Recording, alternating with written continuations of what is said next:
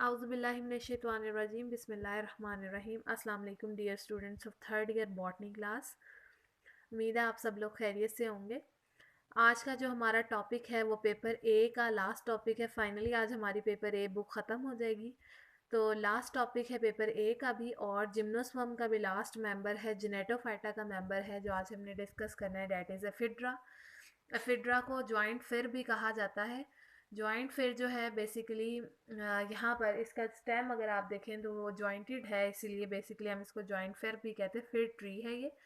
इसकी taxonomic position given है, kingdom Plantae है, डिवीजन जेनेटोफाइटा है, क्लास जेनेटोप्सिडा है, ऑर्डर इफिड्रेलीज है, फैमिली इफिड्रेसी, और जीनस इसमें एफिड्रा हम डिस्कस कर रहे हैं। तो एफिड्रा के बारे में कहा जाता है कि ये जो है बेसिकली प्रोफ्यूजली ब्रांच इसका स्टेम है, यानी बहुत सारी ब्रांचिंग है। 40 स्पीशीज़ इसकी ऑब्जर्व की गई हैं। कुछ स्पीशीज़ इसकी ट्री लाइक हैं, हालांकि वैसे अगर हम देखें तो एफिड्रा जो है वो क्लाइंबर या श्रब के तौर पे ज़्यादा एग्जिस्ट करता है। बहुत सारी स्पीशीज़ की एरिड हैं, डेजर्ट एरिया में भी एग्जिस्ट करती हैं। एफिड्रा फोलिएटा एक श्रब है जो सब कॉन्टिनेंट में बहुत कॉमन स्पीशी है, आराम से आसानी से मिल जाती है।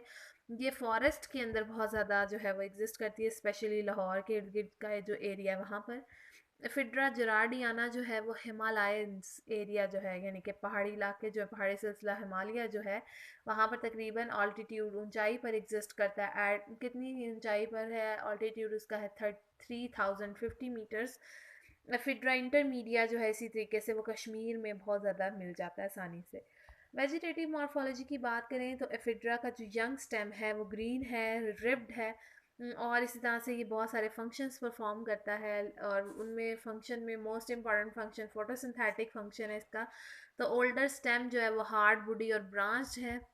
शूट इसकी जॉइंटेड है, यानी इसमें लॉन्ग और इंटर नोड्स भी एग्जिस्ट करती हैं, और जॉइंट्स उसमें मौजूद हैं जिन जो कि बेसिकली यहाँ पर अगर आप देखें तो ये इंटर नोड्स बनी हुई है from inter calorie meristem. Inter calorie meristem जो है वो नोड्स और इंटर नोड्स की ग्रोथ में बहुत इंपॉर्टेंट मेरिस्टेम है, ग्रोइंग पॉइंट है बेसिकली। तो शूट ड्राई पीरियड के दौरान गिर जाती हैं, ख़त्म हो जाती हैं, जबकि स्टेम जो है वो अपनी सेकेंडरी ग्रोथ रिप्रेजेंट करता है।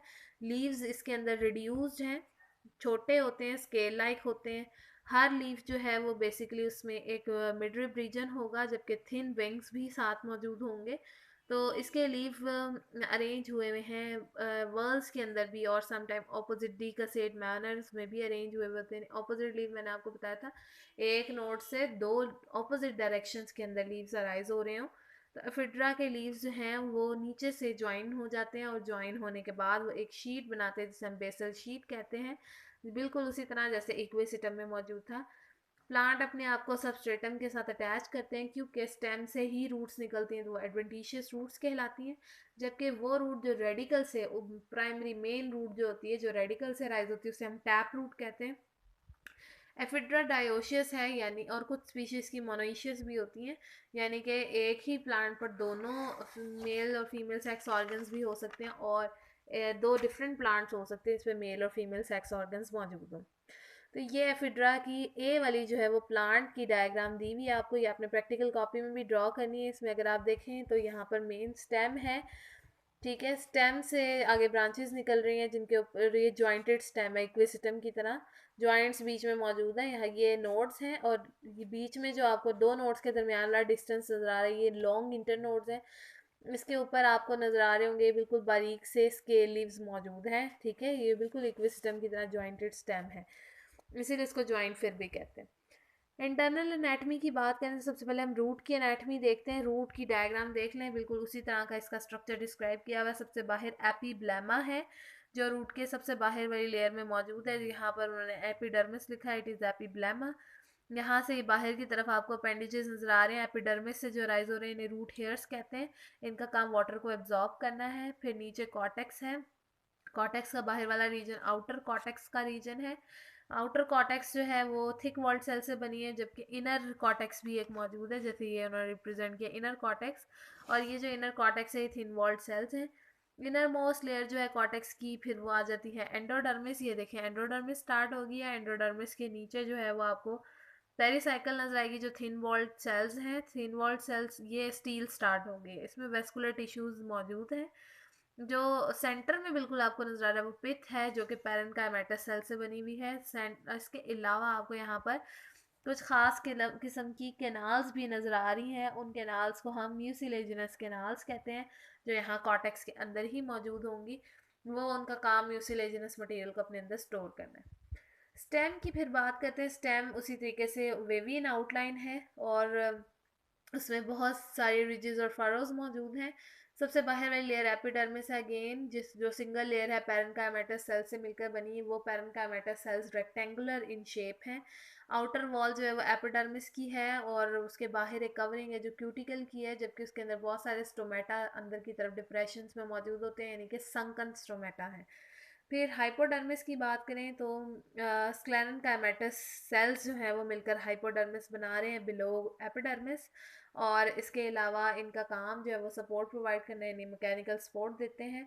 कॉर्टेक्स की बात करें तो हाइपोडर्मिस से नेक्स्ट रीजन कॉर्टेक्स का है, that is differentiated into two zones, दो पार्ट्स में डिवाइडेड है।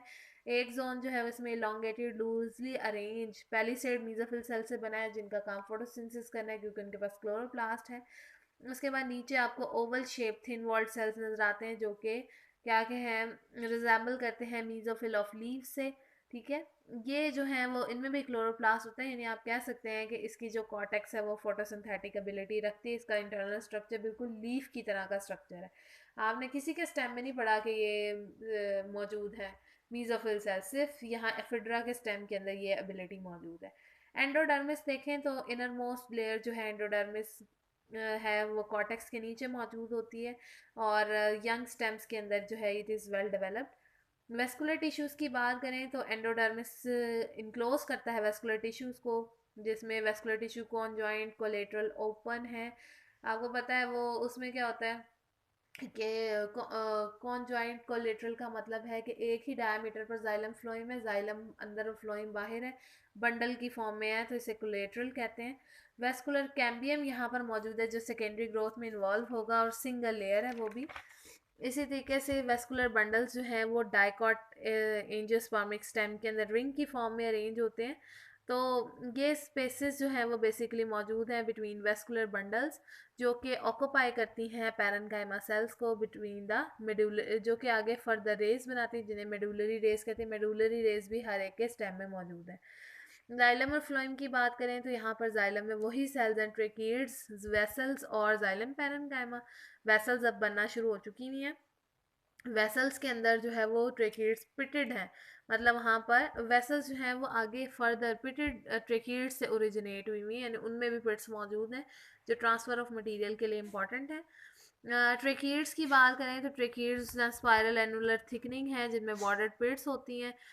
इसके अलावा अगर हम देखें तो बेसिकली जितने भी जिम्नोस्पर्म की स्पीशीज़ हैं उनमें वेसल्स मौजूद हैं, यानी कि ये एंजियोस्पर्म से रिजेंबल करती हैं।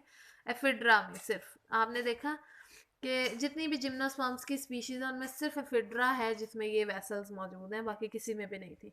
फ्लोएम की बात करें तो फ्लोएम में सीव सेल्स हैं, फ्लोएम पैरेन्काइमा सेल्स हैं। इसके अलावा एडिशनल यहाँ पर एल्ब्यूमिनस सेल्स हैं। एल्ब्यूमिनस सेल्स कंपेनियन सेल्स की तरह ही काम करते हैं, यानी उनका काम प्रोटीन बनाकर देना है इनको, या आप कह सकते हैं कि ये फूड स्टोरेज भी कर सकते हैं सम केसेस में, लेकिन बेसिकली इनका काम प्रोटीन सिंथेसिस होता है, जो कि फूड की ट्रांसपोर्ट में इंपॉर्टेंट रोल प्ले करते हैं। और सेंटर ऑफ सेल में बेसिकली पैरेन्काइमेटस पिथ मौजूद है, जो कि इसकी डायग्राम आपको नजर आ रही है।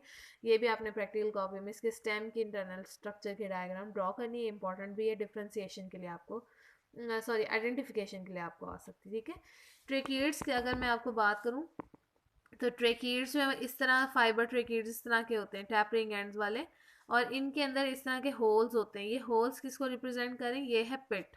ठीक है, वेसल्स की बात करें तो वेसल्स भी इसी तरह की हैं, इस तरह की होती हैं, ये एक दूसरे के साथ कनेक्टेड है, इनमें भी यहाँ पर होल्स होते हैं, इनको भी पिट्स कहते हैं। सम टाइम कुछ सेल्स इस तरह के होते हैं, लेकिन उनकी वॉल में इस तरह से हम शो कर देते हैं, ये भी पिट्स ही हैं, बॉर्डर्ड और पिट्स और दूसरी पिट्स। तो ये पिट्स जो हैं इनका काम ट्रांसफ़र ऑफ मटेरियल में हेल्प करना होता है। सेकेंडरी ग्रोथ की बात करें तो सेकेंडरी ग्रोथ यहाँ पर आपने सिर्फ ये याद रखें कि कैम्बियम की एक्टिविटी की वजह से हो रही है। वेस्कुलर बंडल जाइलम और फ्लोएम के दरमियान में ये कैम्बियम मौजूद होता है, और ये मेरिस्टेमेटिक है, सेकेंडरी ग्रोथ में इन्वॉल्व है। सेकेंडरी ग्रोथ की वजह से एनुअल रिंग्स भी बनती हैं, इसके अलावा मेडुलरी रेस बन रही हैं, ठीक है। तो ये बेसिकली रिंग्स वगैरह बनाने में इन्वॉल्व है जो एज को डिटर्मिन करता है किसी भी प्लांट की, ठीक है। तो सेकेंडरी ग्रोथ यहाँ पर इन मोस्ट इम्पॉर्टेंट फीचर है कैम्बियम का, ठीक है। आप अगर देखें तो जाइलम फ्लोएम का जब हम बंडल बनाते हैं ना, ये कोलेटरल बंडल है, यानी कि जाइलम अंदर और फ्लोएम बाहर की तरफ है। तो समटाइम हम बीच में इस तरह से 3 लेयर्स ड्रॉ करते हैं जो सेल्स की लेयर होती है, ये असल में कैम्बियम है। तो ये जो कैम्बियम है ये सेकेंडरी ग्रोथ में इन्वॉल्व होता है, ठीक है। लीफ की एनाटॉमी की बात करें तो लीफ का स्ट्रक्चर भी आपको गिवन है। इंटरनल स्ट्रक्चर लीफ का सिंपल है, आउटलाइन उसकी ओवल है। अंदर बाहर सबसे एपिडर्मिस की लेयर, इसके बाहर क्यूटिकल की एक थिक लेयर है, इसमें स्टोमेटा मौजूद है एपिडर्मिस में। एपिडर्मिस के अंदर जो है वो नीचे आपको लूजली अरेंज ओवल सेल्स नजर आ रहे हैं जिनमें क्लोरोप्लास्ट है, उसकी बहुत सारी लेयर्स हैं, ठीक है। ये बिल्कुल पेलिसेड मीजोफिल सेल्स है की तरह से ही है जो, लेकिन यहाँ पे इनकी शेप ओवल है। इसके नीचे आपको सेंटर में बिल्कुल वो पैरेन्काइमा सेल्स नजर आ रहे हैं जो जिसके अंदर जाइलम और फ्लोएम दोनों चीज़ें मौजूद है, एनीवेस्कुलर बंडल है। ये स्टोमा, यानी इसका स्ट्रक्चर बिल्कुल सिंपल सा है। इनके पेलिसेड मीजोफिल्स के दरमियान में एयर स्पेसेस मौजूद हैं। इसके अलावा ये जो सेल्स आपको नजर आ रही है स्पॉन्जी मीजोफिल, यानी 2 तरह के सेल्स हैं, पेलिसेड मीजोफिल सेल्स और स्पॉन्जी मीजोफिल सेल्स। फिर हम बात करते हैं रिप्रोडक्शन की। तो एफिड्रा के अंदर जो स्पोरोफिटिक प्लांट है वो डोमिनेंट है। इसके अलावा मोनोइशियस डायोशियस हमने पढ़ा था, दोनों हो सकती हैं, लेकिन कुछ स्पीशीज स्ट्रिक्टली डायोशियस यानी 2 डिफरेंट प्लांट ट्रीज होंगे जिनमें सेपरेट सेपरेट आपको नजर आएगा कि एक मेल प्लांट होगा और फीमेल प्लांट होगा, ठीक है। इसके अलावा इसकी रिजेम्बलेंस की बात करें तो एंजियोस्पर्म से फिड्रा बहुत ज़्यादा मिलता है क्योंकि इसमें इन्फ्लोरेसेंस और फ्लावर का स्ट्रक्चर भी देखा जा सकता है। मतलब कि ये इस तरह के स्ट्रक्चर्स डेवलप करता है कि ऐसे लगता है कि वो फ्लावर है या फिर उसकी इन्फ्लोरेसेंस है, हालांकि ओरिजिनली अगर आप देखें तो वो जो है वो ये फ्लावरिंग प्लांट नहीं है, ठीक है। तो मतलब ऐसा स्ट्रक्चर प्रोड्यूस करता है कि एंजियोस्पर्म जैसे ही लगता है, तो it is very much resembling with angiosperm. Cones की बात करें तो क्योंकि जिम्नोस्पर्म का मेंबर है तो ऑब्वियसली यहाँ पर भी कोन्स बनेंगी, कंपाउंड कोन्स बनाते हैं, यानी कोन्स के बाहर पेयर ऑफ ब्रेक्ट है जो उसकी प्रोटेक्शन के लिए। ब्रेक्ट लीफ की तरह के स्ट्रक्चर होते हैं जो आउट ग्रोथ पेयर की फॉर्म में ही होते हैं हमेशा, और इनमें स्पोरेंजिया लगते हैं, और ये जो स्पोरेंजिया है ये ओव्यूलेटेड शूट्स के अंदर एक्सेसराइज होते हैं। मेल कॉर्न की बात करें तो मेल कॉर्न में राउंड एपिसिस है, यानी कि ऊपर वाली साइड पे एपेक्स में राउंड स्ट्रक्चर्स हैं जो राउंड एपिसिस कहलाती हैं। कॉर्न में it also consist of main axis upon which a number of pair of bracts are arrange. इसके अलावा ब्रेक्ट्स बहुत ज़्यादा तादाद में यहाँ पर अरेंज हुई हुई होती हैं। लोअर ब्रैक्टिस की नीचे वाली जो है वो स्टीराइल है, वो रिप्रोडक्शन में इन्वॉल्व नहीं होती, लेकिन जो ऊपर वाली हैं वो माइक्रोस्पोरेंजिएट शूट बनाती हैं। माइक्रोस्पोरेंजिएट शूट का मतलब है इन्होंने वो शूट डेवलप करनी है जिस पर माइक्रोस्पोरेंजिया लगेंगे। इनमें पेयर ऑफ फ्यूज ब्रैक्टियोल्स होते हैं जिन्हें हम पेरियंथ भी कहते हैं। पेरियंथ मैंने आपको टर्म बताई थी, जब आप कैलिक्स और करोला यानी सेपल और पेटल में फ़र्क ना कर सकें तो वो पेरियंथ है, दोनों फ्यूज हुई हैं। तो वही पेरियंथ सम टाइम हम कह सकते हैं कि फ्यूज ब्रैक्टियोल्स हैं। ब्रैक्टियोल्स हैं, पेयर है ब्रैक्ट का ही, लेकिन उससे भी छोटे होते हैं साइज के अंदर, तो वो भी फ्यूज फॉर्म में होते हैं, उन्हें पेरियंट का नाम दिया जाता है इसके अंदर। वैसे तो वो इन्फ्लोरेसेंस की टर्म है, ठीक है, फ्लावर की एंजियोस्पर्म्स में 8 से 12 माइक्रोस्पोरेंजिया यहाँ पर बन जाते हैं जिनके इर्द गिर्द ब्रैक्ट्स और ब्रैक्टियोल्स मौजूद हैं। इसके अलावा पॉलिनेशन के टाइम पर यही कॉलम इलोंगेट होता है, उसमें से माइक्रोस्पोर्स जो है वो बाहर आ जाते हैं जो कि माइक्रोस्पोरेंजिया के अंदर लगे हुए होते हैं। फिर इसके बाद जो है वो आपको स्ट्रक्चर डेवलपमेंट बताया हुआ है माइक्रोस्पोरेंजियम का।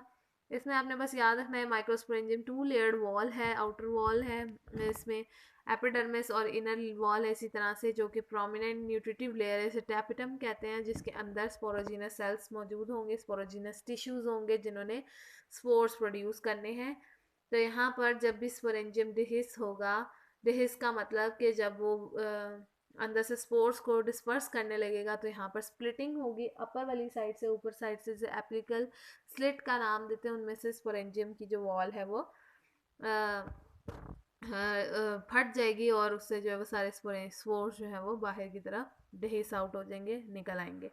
ये आपने याद रखना है। हर माइक्रोस्पोर मदर सेल जो है वो डिवाइड होगा बाय मियोसिस, और वो टेट्राहेड्रल टेट्राड स्पोर्स प्रोड्यूस करेगा जिन्हें माइक्रोस्पोर्स का नाम देते हैं, टेट्राड माइक्रोस्पोर्स। फीमेल कॉर्न की बात करें तो फीमेल कॉर्न का स्ट्रक्चर इलिप्टिकल है, और ऊपर से टैपरिंग एंड होता है, पॉइंटरिंग एंड होता है, और इसमें जो है वो ब्रेक्स इसमें भी मौजूद होती है उसकी प्रोटेक्शन के लिए। अपर टू ब्रेक्स जो है वो ओव्यूल बना लेती हैं, और जिनके बाहर इंटेग्यूमेंट यानी टू प्रोटेक्टिव कवरिंग है, जिन्हें इंटेग्यूमेंट्स कहते हैं, बेसिकली पैरेन्काइमा सेल्स की बनी होती हैं। तो इससे पैरेन्काइमा ये इंटेग्यूमेंट सॉरी पैरेन्काइमेटस न्यूसिलस को जो है वो कवर कर रही होती है, यानी सेंटर में न्यूसिलस है जो पैरेन्काइमा सेल से बना है, और उसके इर्द गिर्द ये प्रोटेक्टिव कवरिंग है। अच्छा, उसके अलावा ये आपने बस इतना ही करना है। फिर आ जाए आप ओव्यूल की तरफ। तो ओव्यूल जो फिड्रा का है वो रिड्यूस्ड होता है, मेगास्पोरेंजियम के ऊपर मौजूद है। फीमेल कॉर्न का कंपाउंड स्ट्रक्चर है, तो ओव्यूल यहाँ पर यंग ओव्यूल है, वेल डेवलप्ड न्यूसिलस उसके अंदर होता है। ठीक है, ये जो ऊपर आपको डायग्राम दी हुई है ये आपको उन्होंने दिखाया हुआ है इसके फीमेल कॉन के अंदर जो आर्चिगोनिया और उसका स्ट्रक्चर बन रहा है। इसमें आप देख रहे हैं ये फ्यूजिंग न्यूक्लियस है मेल फीमेल, ये वेंटर कैन न्यूक्लियस है, ये मेल न्यूक्लियस जो आकर यहाँ पर अटैच हुआ है, और ये पोलन ट्यूब थी जो पोलन ग्रेन के आने के बाद बनी है। ठीक है, तो यहाँ पर अगर आप देखें तो आउटर इंटेग्यूमेंट बेस के साथ ओव्यूल के अटैच हुई होती है, और बेसिकली ऊपर वाली साइड से फ्री होती है। ब्रैक्टियोल्स जो हैं वो यहाँ पर मौजूद है at the time of pollination. ये आप देख सकते हो डायग्राम में, आउटर इंटेग्यूमेंट है जो ऊपर से फ्री हुई है। ठीक है, और पोलन चैम्बर नीचे मौजूद है जो पोलन ग्रेन बनाने में इन्वॉल्व है।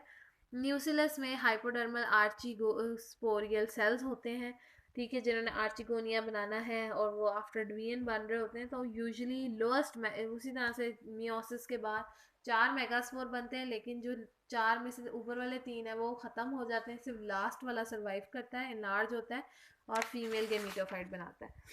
फी आगे गेमीटोफाइट की बात करें तो गेमीटोफाइट जो है वो स्पोरोफाइट से यहाँ पर बनता है। माइक्रोस्पोर और मेगास्पोर जर्मिनेट करते हैं into male and female gametophyte respectively. Male gametophyte endosporic है, यानी कि वो स्पोर के अंदर ही बन जाता है, माइक्रोस्पोर वहाँ से शेड ऑफ होते हैं माइक्रोस्पोरेंजिया के अंदर से। मेल गेमीटोफाइट की बात करें तो जो माइक्रोस्पोर है वो अवॉइड है, लॉन्गर है देन देयर वॉल्स। इसके अलावा जो है वो बाहर थिक आउटर वॉल्स होती हैं, 2 लेयर्स हैं, एक एक्साइन और एक इंटाइन लेयर है। एक्साइन जो है उसी तरह से उसके बाहर पैरेलल रिजेस मौजूद हैं।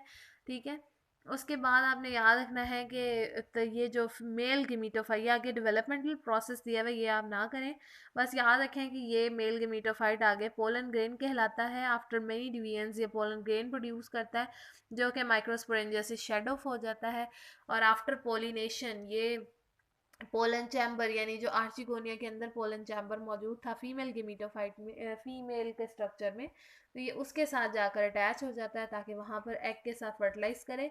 आपको पता है इसमें 2 न्यूक्लियस होते हैं, एक बॉडी न्यूक्लियस होता है, एक ट्यूब न्यूक्लियस होता है। तो ट्यूब न्यूक्लियस जो है वो आगे फर्दर दोनों अनइक्वल इन साइज में होते हैं, तो बॉडी न्यूक्लियस मेल स्पर्म्स 2 बना देते हैं और ट्यूब न्यूक्लियस आगे पोलन ट्यूब की जर्मिनेशन में इन्वॉल्व हो जाता है। फीमेल के ये आपको पोलन ट्यूब दिखाई हुई है, ये इसमें ट्यूब न्यूक्लियस है, ये मेल न्यूक्लियस है, ये बॉडी न्यूक्लियस भी कहलाता है। ये 2 स्पर्म्स बना लेगा, ये 2 मेल स्पर्म्स बन गए। बाकी स्टॉक न्यूक्लियस है, ये पोलन ट्यूब बनाने में इन्वॉल्व है, ट्यूब न्यूक्लियस। फीमेल गेमीटोफाइट की बात करें तो फीमेल गेमीटोफाइट उसी तरह से मेगास्पोर न्यूक्लियस की डिवीजन के बाद बनता है फंक्शनल मेगास्पोर, वहाँ पर डेवलप होता है, सेंटर में एक वैक्यूल होता है उसमें। ठीक है, इसके अलावा लेटर ऑन जैसे जैसे ग्रोथ चलती जाती है ये वैक्यूल जो है डिसअपेयर हो जाता है due to growth of cytoplasm. इसमें वॉल फॉर्मेशन देखी गई है, और गेमीटोफाइट आहिस्ता आहिस्ता सेलुलर हो जाता है। इसका एक एंड माइक्रोपाइलर एंड और उससे ऑपोजिट एंड चिलेजल एंड कहलाता है। माइक्रोपाइलर वो एंड है जहाँ से वाटर एंटर होता है। फीमेल गेमीटोफाइट डेंस होता है, उसने अपने अंदर फूड स्टोर किया होता है in form of a starch ज़्यादातर। ठीक है, इसके अलावा माइक्रोपाइलर एंड से वाटर एंटर होता रहता है, ये वैक्यूलेटेड होते हैं, इसमें वैक्यूल मौजूद होता है, as you can see in this diagram. ये जो आपको सेंटर में नज़र आ रही बड़ा सा वैक्यूल है, साइड पे न्यूक्लियाई मौजूद हैं। ठीक है, ये वो न्यूक्लियाई हैं जो कि इन्वॉल्व हो सकते हैं उसके अंदर मेगास्पोर फॉर्मेशन में, एग बनाने के अंदर। ठीक है, डेवलपमेंट इसमें दी हुई है आर्चिगोनिया की, यहाँ फीमेल गेमीटोफाइट से एक या एक से ज़्यादा आई है, 1 to 3 तक आर्चिगोनिया की डेवलपमेंट हो रही होती है। इसमें नेक केनाल सेल्स हैं और वेंटर केनाल सेल्स मौजूद हैं। नेक में 30 to 40 रोज हैं, 40 सेल्स हैं जो कि 4 और मोर रोज के अंदर जो है वो अरेंज हुई हुई होती हैं। उसी तरह वेंटर कैनाल सेल्स हैं जिन्होंने अंदर एक्सेल बनाया हुआ होता है अपने, तो ये आपने जर्नल से स्ट्रक्चर करना है उसके सेल्स का, ठीक है। इसमें डेवलपमेंटल प्रोसेस एक्स्ट्रा इन्फॉर्मेशन आप ना करें। बाहर जो है वो एक जैकेट लेयर सेल्स है, सेल की एक लेयर है जैकेट लेयर जिसे हम कहते हैं, जिसमें सेल बाई न्यूक्लिएटेड भी हो सकते हैं। तो ये आर्चिगोनिया का स्ट्रक्चर है जो यहाँ पर उन्होंने शो किया हुआ है। ये देखें, ये इसके सेंट्रल सेल्स हैं, ये नेक कैनाल सेल्स हैं, ठीक है। और ये ही जो है वो आर्चिगोनिया का स्ट्रक्चर बना रहे हैं। पोलिनेशन की बात करें तो पोलिनेशन जो है वो विंड के थ्रू होती है। पोलन ग्रेन विंड के थ्रू आ जाते हैं फीमेल गेमीटोफाइट में। अर्ली एजेस में आर्चिगोनिया वहाँ पर डेवलप हो चुका होता है और ये पोलन चैम्बर के अंदर जाकर पोलन ग्रेन लॉज हो जाते हैं। वहाँ पोलिनेशन ड्रॉप मौजूद होता है, ये ड्रॉपलेट उसी तरह से टिप के ऊपर प्रेजेंट है ओव्यूल के, जो पोलिनेशन चैम्बर में पोलन ग्रेन्स को अपने साथ अटैच करवा लेता है। और इसके अटैचमेंट से क्या होता है कि पोलन चैम्बर जो है वो रिसीव कर लेता है पोलन ग्रेन को और बाद में ओव्यूल तक उसको, यानी ओव्यूल के अंदर एक्स सेल तक उसको पहुंचा देता है, जहाँ फर्टिलाइजेशन होती है और जाइगोटिक न्यूक्लियस बन जाता है जिसे जाइगोट भी हम नाम देते हैं।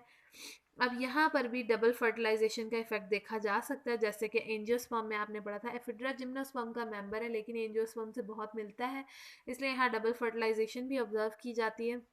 पोलन ट्यूब नेक कैनाल सेल से होते हुए एक्सेल तक पहुंचती है, वहां पर मेल न्यूक्लियस उसके साथ कंबाइन करके जाइगोट बना देते हैं। यहाँ पर क्योंकि दो मेल न्यूक्लियस प्रेजेंट थे तो एक एग के साथ कंबाइन करके जाइगोट बना रहा है और दूसरा जो है वो वेंटर कैनाल न्यूक्लियस के साथ फ्यूज हो रहा है और वहां पर इफेक्ट दे रहा है एज अ डबल फर्टिलाइजेशन, ठीक है। लेकिन अभी यहाँ पर क्लियर कंफर्मेशन नहीं है कि सब स्पीशीज में ऐसा होता है या नहीं होता है, वाकई फिड्रा में ऐसा कॉन्सेप्ट है या नहीं है। एम्ब्रियो डेवलपमेंट की बात करें तो एफिड्रा का एम्ब्रियो है आफ्टर न्यूक्लियर डिविजन्स जो है जिम्नोस्पर्म्स में वो 8 सेल्स बना लेता है, तकरीबन 3 बार डिवीजन होती है और 8 सेल्स बन जाते हैं। ये सेल्स, ये जो न्यूक्लियस हैं, सेल्स नहीं सॉरी न्यूक्लियाई बनते हैं और ये जो न्यूक्लियाई हैं ये बेसिकली अनइक्वल इन साइज हैं और ये एग साइटोप्लाज्म के अंदर जो है वो बिखरे हुए होते हैं। प्रो एम्ब्रियो बनाते हैं पहले, जैसे आपने पीछे पढ़ा सब में प्रो एम्ब्रियो बनते हैं, यहाँ पर पोली एम्ब्रियोनी भी देखी गई है, यानी कि एक से ज़्यादा एम्ब्रियो की फॉर्मेशन भी हो रही होती है। वो या तो ऐसा हो कि एक से ज़्यादा एक्सेल बने तब, या फिर हो कि एक ही एम्ब्रियो डिवाइड हो रहा है जब 2 सेल स्टेज पे तो दोनों सेपरेट हो जाएंगे, 4 सेल स्टेज पे तो चारों सेपरेट होके एज अ एम्ब्रियो एग्जिस्ट कर रहे हैं, ठीक है। यहाँ पर प्रो एम्ब्रियो सबसे पहले एक खास किस्म का सेल बनाता है जो ट्यूबुलर प्रोजेक्शन होती है, ये देखें प्रो एम्ब्रियो ने आगे ट्यूब लाइक स्ट्रक्चर बनाया, ये सस्पेंसर सेल कहलाते हैं। तो यहाँ सस्पेंसर ट्यूब बनती है सबसे पहले, ठीक है। इसके अलावा ये सस्पेंसर सेल बना रहा होता है बाद में। फिर इसी तरह 3 सेल्स, लोअर सेल्स जो है वो डिवाइड होते जाते हैं और आगे नए नए सेल्स बना रहे हैं। फिर प्राइमरी सस्पेंसर सेल जो है वो पुश हो जाता है in embryo into the vegetative tissue of female gametophyte. Embryo cell nutrients को एब्जॉर्ब करता है, इसी तरह से ग्रो हो जाता है in mature embryo. Upper end जो एम्ब्रियो का वो सस्पेंसर सेल के साथ ही होता है, फिर वो क्या बनाता है सेकेंडरी सस्पेंसर सेल, और जो लोअर एंड है इसका वो 2 कॉटिलीडन और शूट एपेक्स के अंदर कन्वर्ट हो जाता है। तो ये लोअर एंड है और वो ऊपर वाला अपर एंड है। After fertilization pro embryo develop हो चुके होते हैं, माइक्रोपाइलर रीजन है जहाँ पर कुछ सेल्स मौजूद होते हैं फीमेल गेमीटोफाइट में, वो डिवाइड होते हैं और वो प्लग बना देते हैं, खास किस्म का स्ट्रक्चर जिसे प्लग कहते हैं। वो प्लग क्लोज कर लेता है the pollen chamber of ovule, यानी वो ओव्यूल के ऊपर जो पोलन चैम्बर था उसको बंद कर देता है क्योंकि फर्टिलाइजेशन हो चुकी हुई होती है, अब ज़रूरत नहीं है तो वो प्लग उसको क्लोज कर देता है। सीड है उसके बाद जैसे ही एम्ब्रियो डॉर्मेंट हो जाएगा, मतलब वो अपनी सारी एक्टिविटी स्टॉप कर देता है, रेस्टिंग पोजीशन में चला जाता है, तो जो इनर इंटेग्यूमेंट है वो हार्ड स्ट्रक्चर में कन्वर्ट हो जाती है, उसको हम सीड कोड कहते हैं। इसी तरह से जो फीमेल कॉर्न के ब्रेक्स थे वो थिक हो जाते हैं, फ्लैशी हो जाते हैं और वो एडिशनल लेयर के तौर पे सीड कोट के बाहर मौजूद होते हैं, ठीक है। इसके अलावा मेच्योर सीड्स में 2 कॉटिलीडन्स मौजूद हैं फीमेल के मीटोफाइट में, न्यूसिलस है। फिर जैसे ये जर्मिनेशन होगी, एपीजियल ग्रो जर्मिनेशन होगी, यानी कॉटिलीडन ऊपर की साइड पर मौजूद है, लॉन्ग परसिस्टेंट कॉटिलीडन है जो फोटोसिंथेटिक भी है। इसकी इकोनॉमिक इंपॉर्टेंस भी आपको बताई हुई है। यहाँ पर ये आप सीड कोट देख सकते हैं, ये बाहर सीड कोट है, अंदर कॉटिलिडन्स 2 मौजूद हैं, ये हाइपोकोटाइल है जिससे रूट बन रही है, और इसी तरह से रूट कैप की फॉर्मेशन होती है। इसी तरह अपर वाली साइड पे एपिकोटाइल होती है जो कि आगे शूट बनाने में इन्वॉल्व है। एफिड्रा का अगर आप देखें इंपॉर्टेंस, तो एरिड रीजन में फिड्रा ज्वाइंट फर के तौर पे, जहाँ ग्रेजिंग के तौर पे इसको यूज़ किया जाता है, ग्रेजिंग एनिमल से यूज़ करते हैं, खाते हैं एज अ फूड। फिर इसके से एक्सट्रैक्ट निकाला जाता है इसकी रूट और स्टेम से, जो कि हमारे जितनी भी इंटेस्टाइनल प्रॉब्लम्स है, यूरिनरी प्रॉब्लम्स हैं, उनको ट्रीट करने के लिए एज अ कूलिंग ब्रेवेजेस यूज़ किया जाता है। ठीक है, इसी तरह ठंडक पहुंचाने के लिए हम इसमें से एक्सट्रैक्ट हुआ निकालते हैं, शरबत का काम करता है।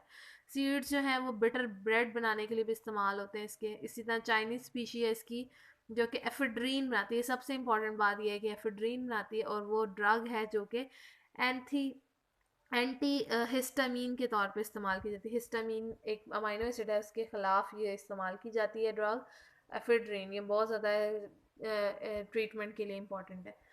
एफिड्रा का ये लाइफ साइकिल है। एफिड्रा जो है वो उसी तरीके से मेल और फीमेल इन्फ्लोरेसेंस उसके अंदर है, असल में कौन ही होती है, लेकिन इन्फ्लोरेसेंस लग रही थी, फ्लावर की अरेंजमेंट लग रही होती है। मेल में एंथर सैक, फीमेल में ओव्यूल बनता है, यानी माइक्रोस्पोर और मेगास्पोर मदर सेल्स बनेंगे, माइक्रो और मेगास्पोर बनाएंगे after after meiosis. Microspore male और जबकि मेगास्पोर फीमेल के मीटोफाइट में कन्वर्ट हो जाएगा। आगे से अपने अपने आर्चिगोनिया और मेल के मीट्स बनाएंगे, जिनमें से एग सेल बनेगा और पोलन ग्रेन बनेगा। फिर ये फर्टिलाइज करके ऊ स्पोर बनाएंगे, जो आगे प्रो एम्ब्रियो और देन फाइनली एम्ब्रियो बना लेगा। एम्ब्रियो सीड में कन्वर्ट होगा और सीड फाइनली दोबारा से एफिड्रा के अंदर कन्वर्ट हो जाएगा। that is the end of our book and finally end of the topic ephedra. ये तीनों मोस्ट इंपॉर्टेंट है जिम्नोस्पर्म्स के मेंबर। आपने इसको अच्छी तरीके से याद करने हैं। कल से इंशाल्लाह फिर हम पेपर बी स्टार्ट करेंगे, होपफुली वो भी जल्दी इस तरह से ख़त्म हो जाएगी। Thank you so much.